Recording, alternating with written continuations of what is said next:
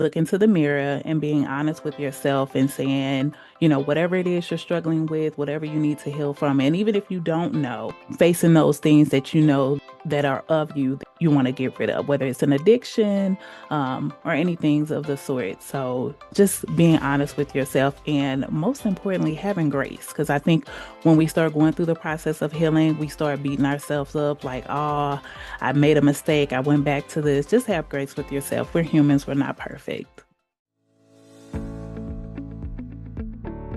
Hi, friends. Welcome to the New Normal Big Life podcast. We bring you natural and integrative health information and stories about nature that we hope will inspire you to get outside and adventure, along with a step-by-step plan to help you practice what you've learned, create your own new normal, and live the biggest life you can dream. I'm your host, Antoinette Lee, the Wellness Warrior. Let's get into today's topic. Hi, Deborah. Welcome to New Normal Big Life. Hi, thank you so much for having me, Antoinette. I'm so happy to be here. I'm excited for our conversation. Why don't you tell our listeners who you are, what you do, and the one big idea you're going to leave us with from your expertise today? My name's Deborah Moffatt. I am a mom of five, a mental health advocate, an author, and I am the creator and host of the Healing Version podcast. My podcast started as kind of like my personal journal. It was just me expressing my feelings. And then people started wanting to come on and also talk about their healing journey or things that they're struggling with. So I've opened the space up for guests and interviews, and it's a safe space, is what I call it. It's somewhere where you can come, let your guard down, be completely honest, because that's what healing's about. Healing's about being completely honest with what you're going through in order to get to a space to even heal. Um, and that's one thing that I would like to leave everybody with. Like the big thing is being able to look into the mirror and being honest with yourself and saying, whatever it is you're struggling with, whatever you need to heal from. And even if you don't know, facing those things that you know that are of you that you know that you want to get rid of, whether it's an addiction, or anything of the sort. So just being honest with yourself and most importantly, having grace. Because I think when we start going through the process of healing, we start beating ourselves up like, oh, I made a mistake. I went back to this. Just have grace with yourself. We're humans. We're not perfect. Oh, I love that. That's beautiful. Have grace.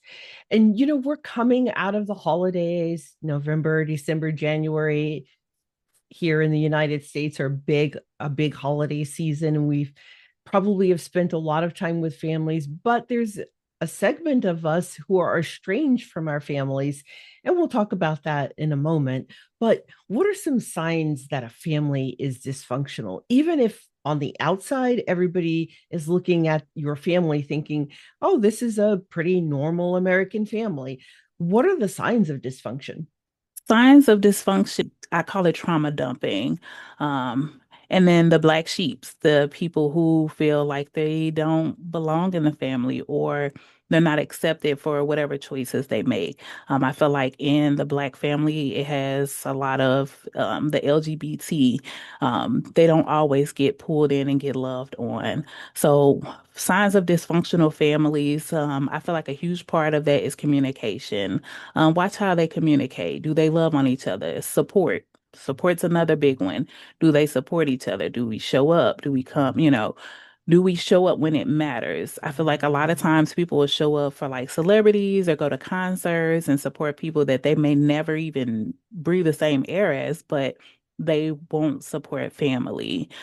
So that I feel like that's a big telltale sign. Like, are you supportive in that, or are you receiving support within that family? And then the healthy communication, because you can have communication in families, but it might not be healthy. Are y'all cursing each other out? Are you wishing bad on the person, or are you lifting them up? Are you a safe space? Can they come to you and talk? So those things. So, how does a dysfunctional family start? For example, two parents come together, they have the best intentions, they get married, they start having children. Where does that dysfunction come from? Is it from the stress of being parents, the stress of life? What happens? So I feel like it was there. So I don't feel like two healthy people come together and then they just start having problems when it comes to like dysfunction and like those generational things that are those traumas that are passed down. It comes for they had it already.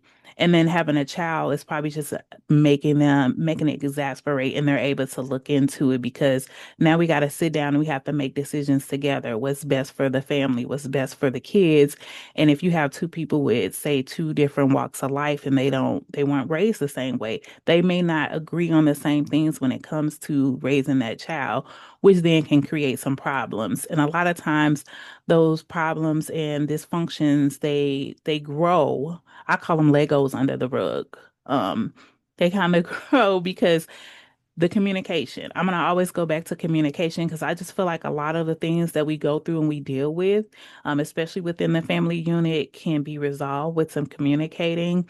But I feel like a lot of times, like for me, we didn't have that healthy, you can come and talk to us. It was always a stay in a child's place, don't talk back. And that I feel like with our generation, with my generation anyway, it has caused a lot of anxiety and people who don't know how to communicate or who doesn't know how to effectively communicate or don't feel like they're heard. That was one of my issues being shutting down and not communicating because I'm like, well, they probably don't care what I got to say or listen.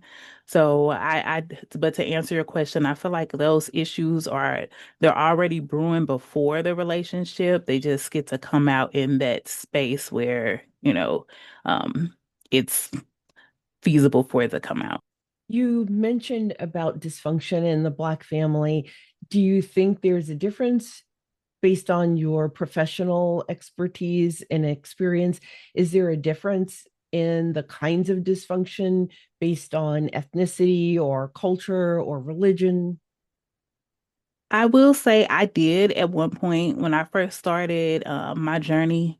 I thought that there was a difference, but after the interviews I've interviewed a lot of people, and what I found is that family dysfunction is just what it is. Doesn't matter the race or who you are, it may look different. Some people may have verbal abuse, some may have physical abuse, but I feel like with family dysfunction, it's the same. The reason I speak to a lot of Black families when I talk and I say Black families, because I feel like a lot of us, we don't like to deal with our stuff. Whereas I see like more so in like the Caucasians, like they're more prone to go to rehabs and go to therapy. And when you talk to Black people about therapy, they always be like, ain't nothing wrong with me. I ain't nothing wrong with me. And like you don't have to have something like just wrong with you to go to therapy. Like having someone to talk to that is unbiased, that does not know your whole life story, just may be a good avenue. They may be able to point you in a direction to where you can start healing. But like it's such a hard conversation to have with us.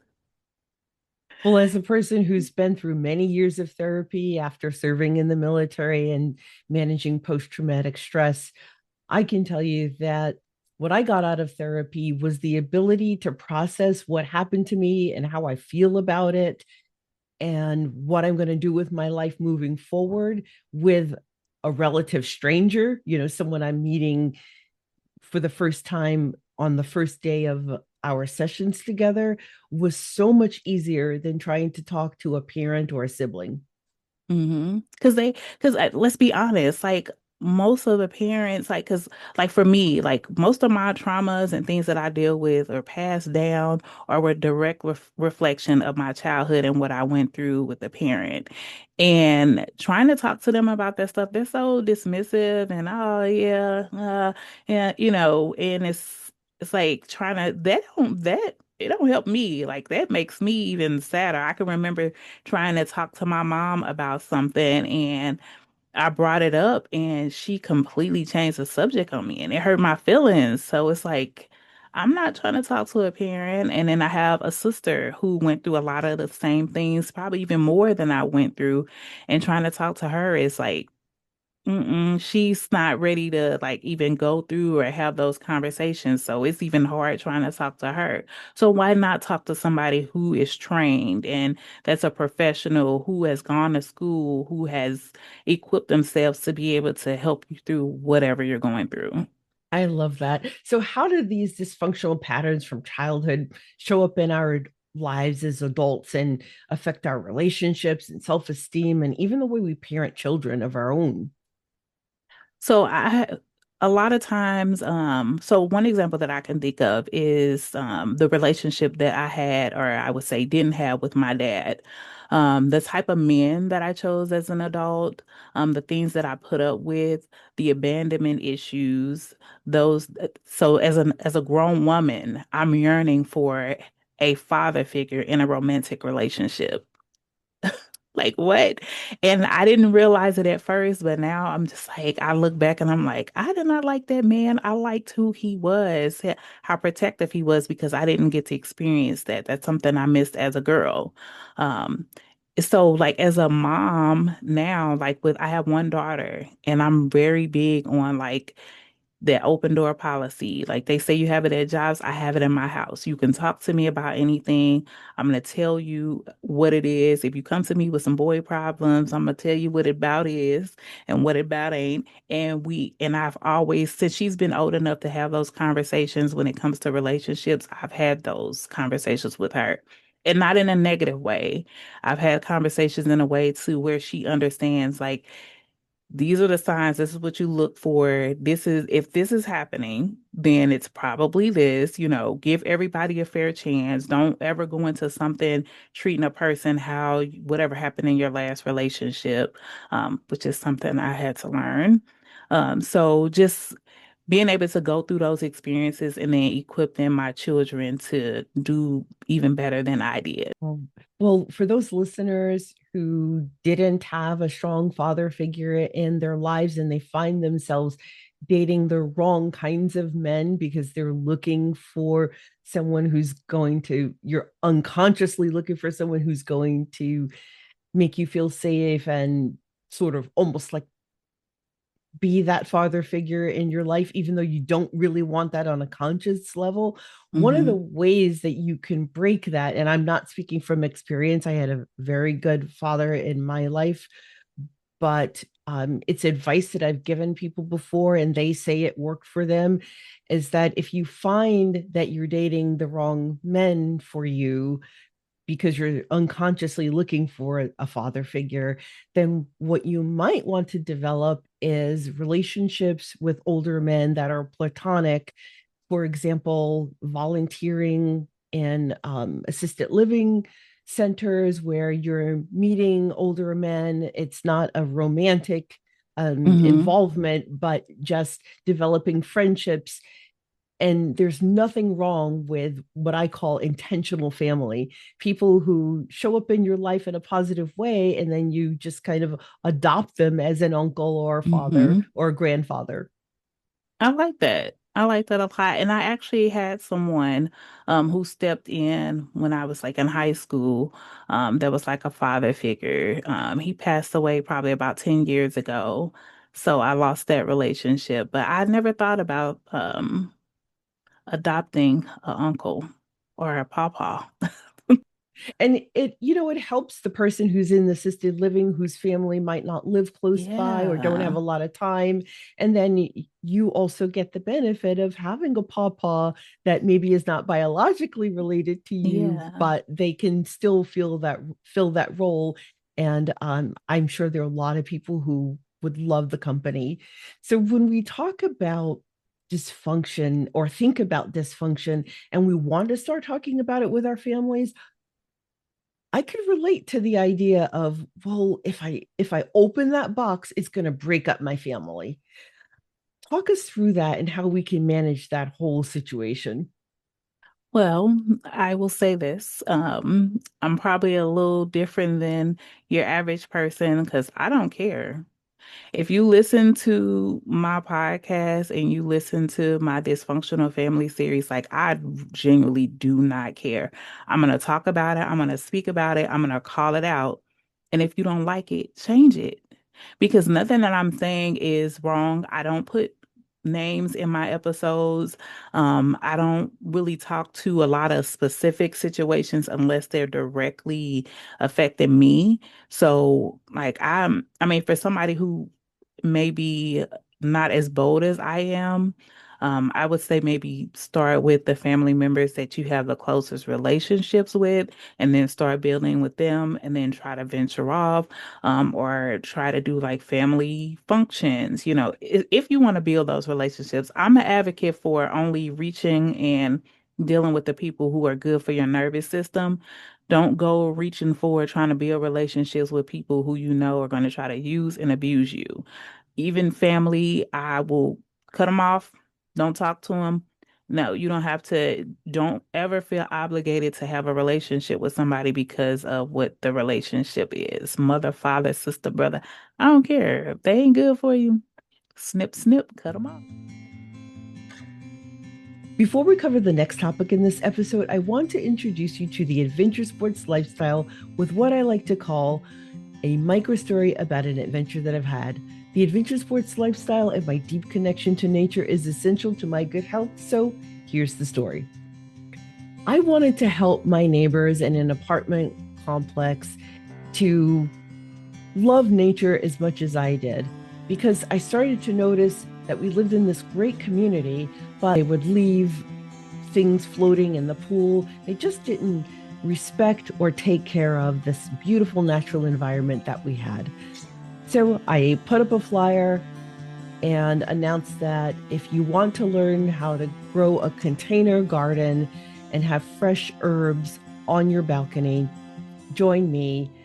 And the event was a huge hit. So many people showed up with their containers, their soil, and the herb seeds that they were going to plant. And all over the community, you started to see people have a deeper connection to nature through their own little container garden on their balcony. And then something else magical happened. They started to pick up their trash in the natural spaces around the community. I hope this inspires you to get outside and adventure alone, with friends, or the people you love most, and maybe even start a stewardship or cleanup event in your own community. Talk about family estrangement or intentional estrangement because it's actually a popular topic of conversation right now because 27% of Americans are estranged from at least one family member. And that's making a conscious decision not to have contact at all with one or more family members. What are you hearing through your work, and what are your thoughts about intentionally staying away from people? I feel like if it's not a healthy relationship, you should stay away from it no matter what. And most of the time, that is the situation. The family member maybe was abusive, they're verbally abusive, they're just not supportive. They don't deserve to breathe the same air as you. So I'm supportive of that. As long as you're doing it in a healthy way and it's for good reason, I support it 100%. Now, I don't support you keeping kids away from other parents just because you and your feelings because y'all didn't work out. That's not what I'm talking about. I'm talking about those relationships where that person comes around and your belly start hurting, you get a headache. It's just your body knows that the person's not good for you. I'm an advocate for not being in those relationships. Like if it's estranged, it's estranged. Like we got to do what's best for us. And especially when we have kids involved. Like I'm a mom of five. I'm not holding on to a relationship that's not good for my nervous system, that every time the person calls, it's like it's bothering me. I get a headache. And I don't want those type of people around my kids. I'm not going to be around people who always want to argue. I'm real big on not arguing in front of my children. Like I don't support that at all. We doing healthy relationships, healthy communication, and we're maintaining it. So, for people who are listening and they want to have an honest conversation about the dysfunction in their family, what's a way that they can do it where it doesn't trigger the family member to get defensive and start fighting about it, or get defensive and shut down or walk away? How can they start that conversation?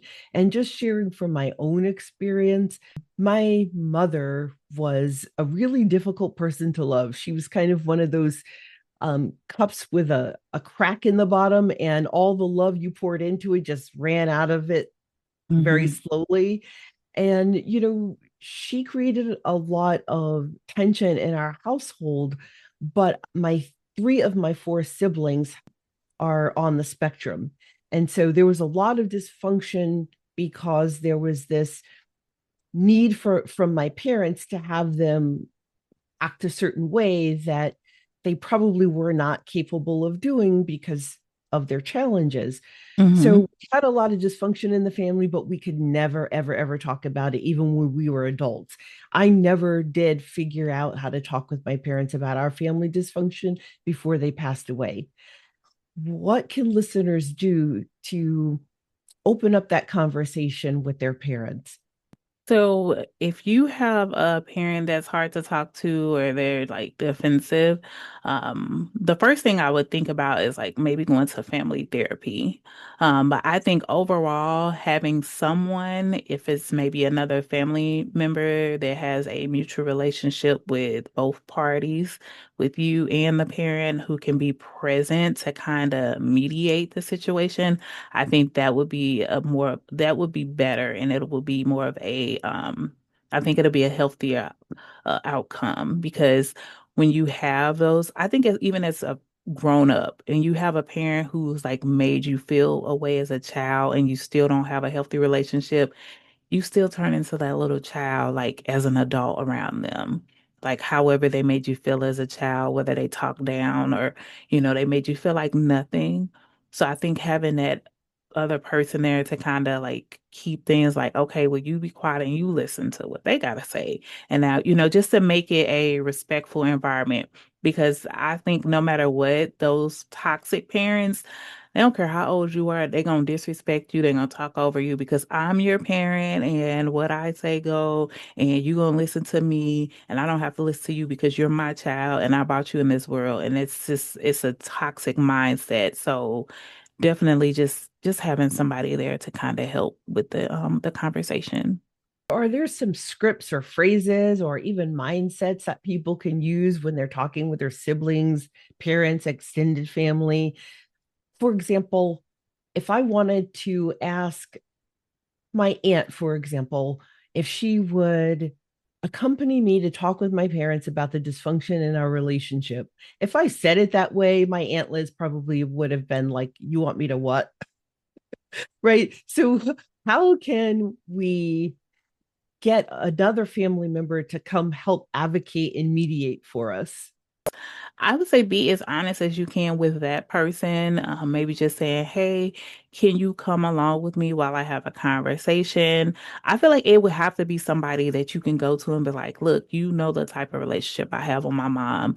Can you just be there with me while I have this conversation? Maybe not going to the person who you not even comfortable to say that you have, find a trusted person that you can actually have that conversation with. Or given if that parent wants a relationship with you and there's some conversations that need to be had, um, if you don't have a person in the family that can come and be the mediator, tell them, hey, I'm open to having a relationship with you if you go to family therapy with me. Like we have to go to therapy in order for us to get back on the right track. So maybe you don't have that family member, bring in a professional. That sounds like a really healthy boundary. So let's talk about boundaries for a second. Let's say you've been to therapy, you've reestablished your relationship. How do you set some healthy boundaries with your family after that? Telling them no. I think once you once you set those boundaries or we'll say pre-boundaries. I feel like when you don't have any boundaries, you're a yes man. You just whatever. You're spread thin, you don't care, you're doing everything for everybody. You don't know how to say no. You're just yeah, sure, yep, I'll do it. Yep. Telling people no. So be real with yourself, be realistic. If it's something that you, one, don't want to do, you don't feel comfortable doing, or you just don't have the time, it's okay to tell people no. Again, don't let people make you feel like you're obligated to do something because of who they are. Like family is very, very good at making you feel like, oh, you're gonna do this because you my cousin. Oh, you're gonna do this because you my sister. Like you owe me this. Like parents will make you feel like you owe them. Like what? I owe you what? I don't owe you anything. So master telling people no. So, what questions can someone ask themselves before becoming estranged from a loved one to just kind of make sure that your decision to have no contact with a family member is genuine and not like something that you're doing because you saw someone on social media post about not having contact with a parent, or because some talking head on the television told you that maybe you shouldn't have contact with a parent if they don't believe what you believe or support what you support or vote the way you voted or whatever. What kinds of questions can we ask ourselves to make sure we're doing that self check before we decide to cut a family member off? So I'm real big on writing. I journal, I have manifestation journals. I probably have like 5 different journals. In this situation, what I would do is write down like a pros and cons list and kind of go through and seeing like what are the pros to having this person in my life versus what the cons are. If it's something that you can fix, it may just be a simple conversation you could have to say, hey, I don't like when you do X, Y, and Z.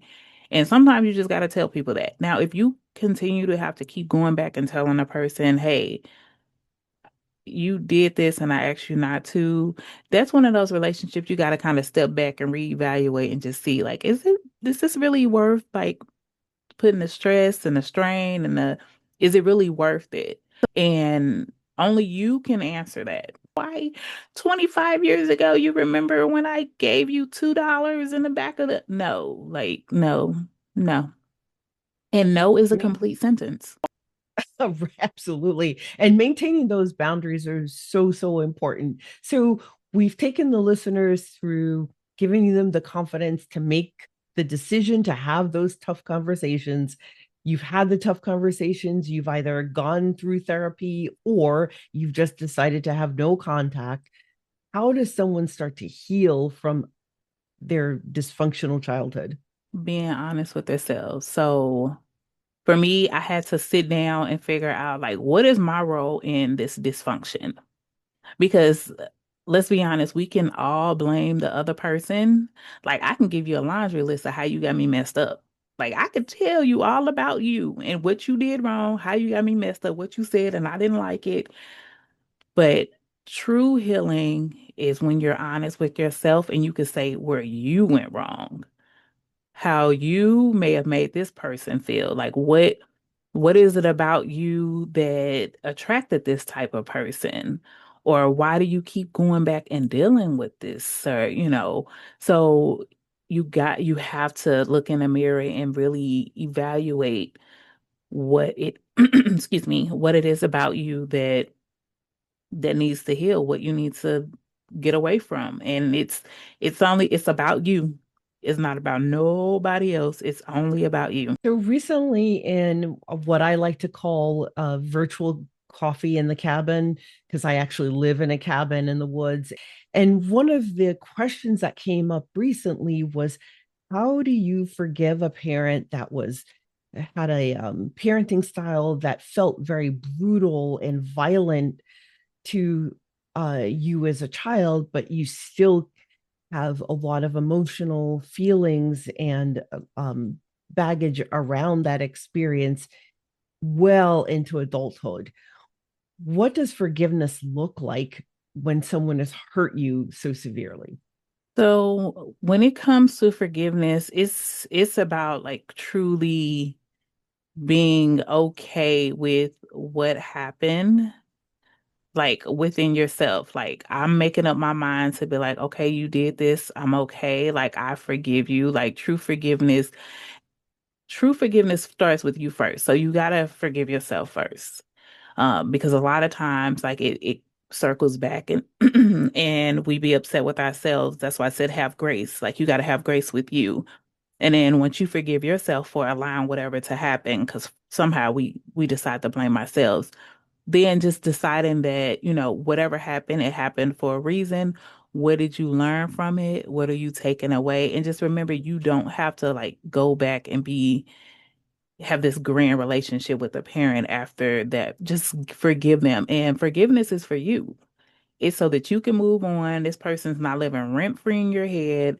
Um, you can free up some space in your heart. It's like holding on to unforgiveness is not good for your nervous system. It's actually not a healthy thing. So when it comes to forgiveness, just remember it's for you. It's not for the person. They may never apologize for what they did. And I think that's where a lot of us get stuck. Well, they never said they're sorry. They never acknowledged what they did for me. So now I'm going to hold on to it forever. Nope.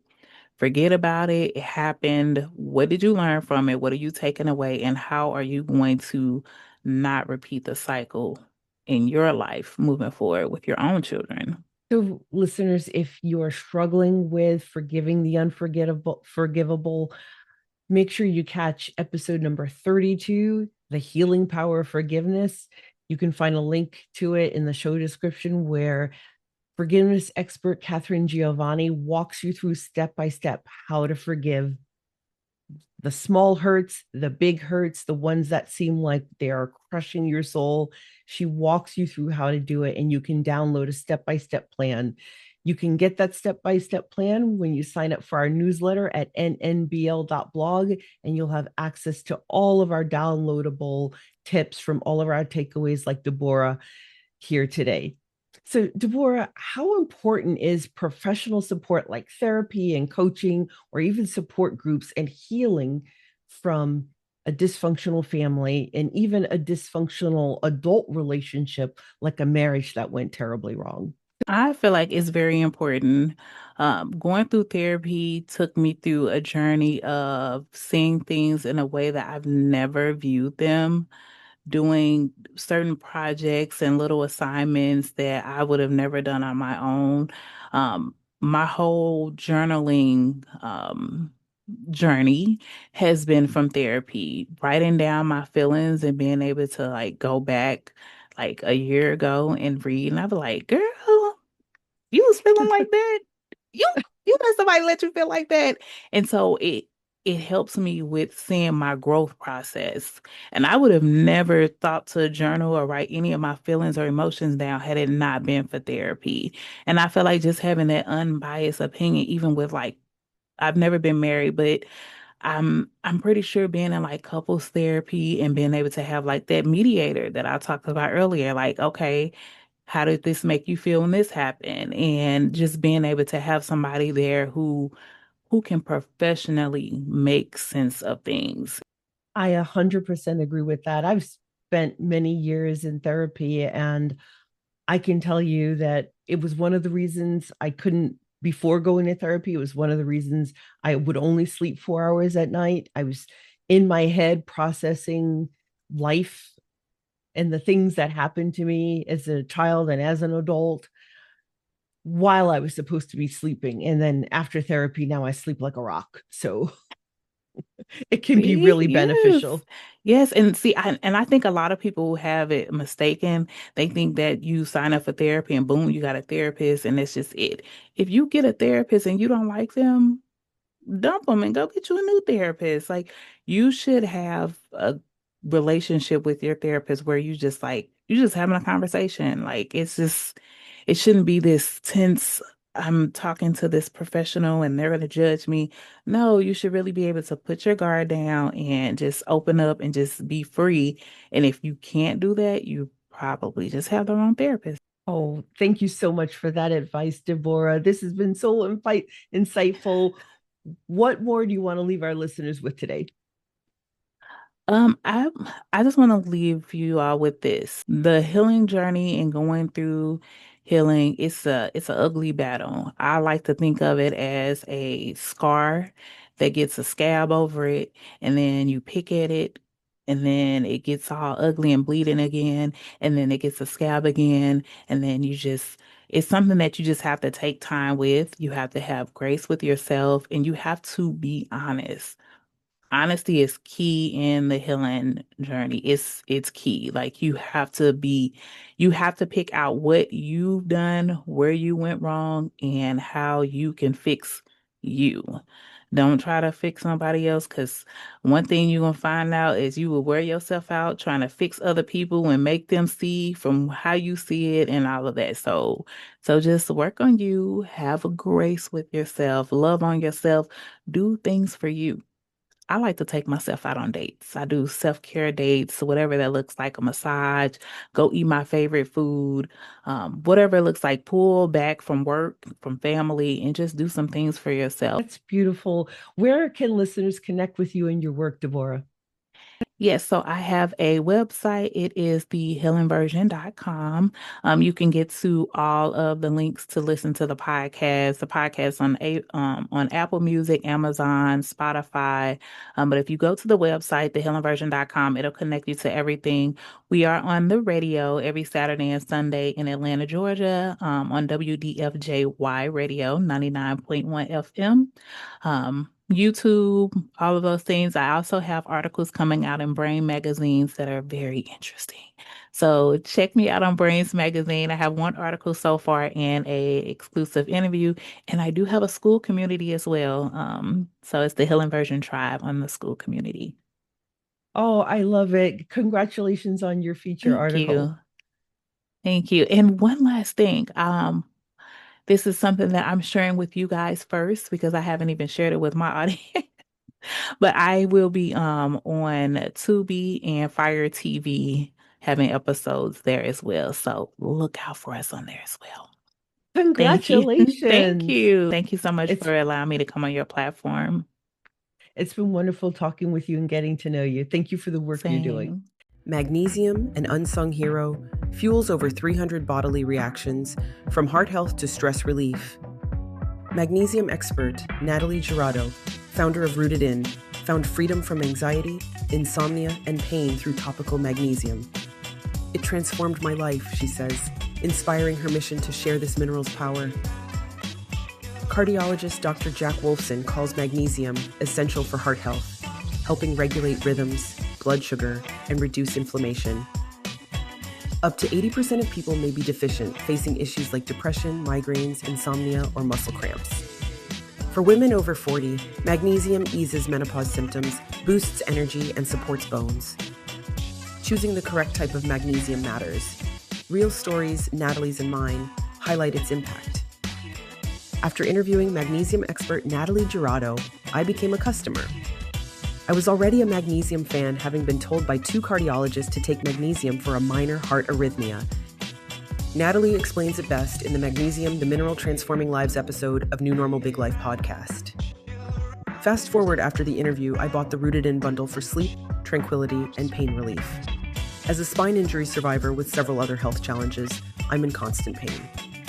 However, I don't take any pain medication. Rooted In is now one more source that nature provided to give our bodies what it needs when it needs it. You can find magnesium in natural bodies of water like lakes and rivers and in soil. But modern farming practices have stripped magnesium out of the soil and our food. That's why today, Rooted In's rest, relief, and tranquility are part of our afternoon and nightly sleep routine. My guy who did 2 tours kicking indoors in Iraq with the Marines now has no trouble falling asleep. I no longer have to take melatonin before bedtime to fall asleep. So after I became a customer and saw how well these products worked, I applied to become an affiliate. I've been sharing the secrets of Rooted In with friends and family from age 38 to 68, and everyone has gotten amazing results within minutes of applying the cream. Do something naturally good for yourself. Get Rooted In. Click my affiliate link in the episode description to shop now. When you're planning an adventure camping, rafting, RVing, or mountaineering, you'll need quality food with sufficient vitamins, minerals, and nutrients to fuel your adventure. My partner, Ready Hour, is here to help you ahead of time. Ready Hour has a long history of providing calorie-rich, reliable, and delicious nourishment for life's unexpected situations and adventures. They're part of a family of companies that have served millions of people like you for decades. My family and I use Ready Hour products for camping, mountaineering, and disaster preparedness for 5 years now. They're not just reliable, they're also your affordable option too. Long-term storable food shouldn't break the bank. That's why they have great sales and payment options for you. It's your bridge to safety and survival when you're on an adventure. So make your next decision your smartest decision. Be ready for adventure tomorrow, today. Trust Ready Hour. Ready to shop? Use my affiliate link in the show description. The information in this podcast is not medical advice and should not be treated as such. Always consult your physician or healthcare professional before pursuing any health-related procedure or activity.